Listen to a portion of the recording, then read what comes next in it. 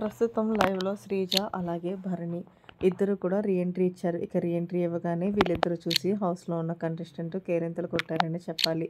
ముఖ్యంగా తనుజకైతే ఆనందానికి అవధులు లేకుండా పోయాయి. ఇక ఇందులో భాగంగా బిగ్ బాస్ హౌస్‌లో బిగ్ బాస్ మాట్లాడుతూ మరి శ్రీజ, భరణి వీళ్ళిద్దరిలో ఎవరుండాలనేది మీరే నిర్ణయిస్తారంటూ ఎప్పట్లానే ట్విస్ట్ అనేది ఇచ్చాడు.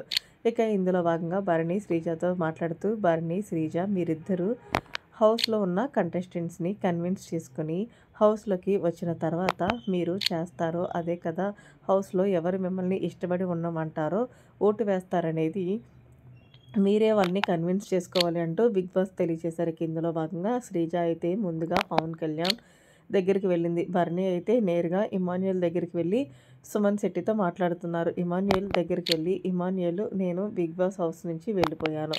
అంటే నువ్వు కట్టప్పలాగా నన్ను వెన్నుపోటు పొడిచావు. సో నువ్వు ఎంత నెగిటివిటీ అనేది నీకే వదిలేస్తున్నాను. అది కాకుండా నువ్వు నన్ను పంపించినప్పుడు ఎంతో ఇబ్బంది పడ్డావు. సో అలాగే నువ్వు ఎంతో ఫీల్ అయ్యావు కదా! సో మళ్ళీ నీకు అవకాశం నేను కల్పిస్తున్నాను. సో నువ్వు చేసిన తప్పుని ఒప్పుకోవడానికి నాకు నువ్వు సపోర్ట్ చెయ్యి అంటూ చాలా జాగ్రత్తగా చెప్తున్నాడు భరణి ఇమాన్యుయల్‌కి. అయితే సుమన్ అంటున్నాడు, భరణి అన్న ఎవరేమనుకున్నా పర్లేదు. నేనైతే నా ఫుల్ సపోర్టు నీకే అంటే నువ్వు నాకు ఓటు వేస్తావని తెలుసురా అంటూ సుమన్ హత్తుకున్నాడు. అయితే ఇమాన్యుయల్ అయితే కనుక ఆలోచిస్తున్నాడు. ఇంకా భరణి చెప్పింది కరెక్టే కదా! ఎలాగో పవర్ హస్త్రం ఉపయోగించకుండా ఎలిమినేట్ చేసింది నేను. మళ్ళీ అదే తప్పును ఒప్పు చేసుకోవడానికి ఆయనే నాకు అవకాశం ఇచ్చాడు. సో సపోర్ట్ చేస్తే పోలే అనుకోలేదు.